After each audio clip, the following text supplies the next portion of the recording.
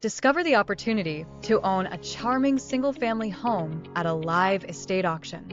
This historic residence, built in the year 1900, is located at 2293 Main Street on the corner of Church Street in Isle La Motte, Vermont.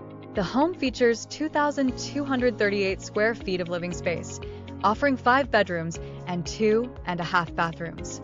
Nestled on a generous 1.4-acre lot, this property provides a serene setting with convenient access to local amenities including a country store, churches, a post office, and a library.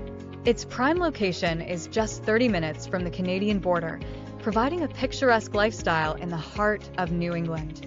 The auction will take place on Wednesday, April 23, 2025, starting at 11 in the morning and concluding at noon. Registration and inspection begin at 10 in the morning on the day of the auction. An open house is scheduled for Wednesday, April 9th, from 11 in the morning to 1 in the afternoon, offering prospective buyers a chance to explore the property. Please note that the roof on the detached barn will require repairs. This is a unique opportunity to purchase a piece of history in a peaceful community setting. Contact us today for more information.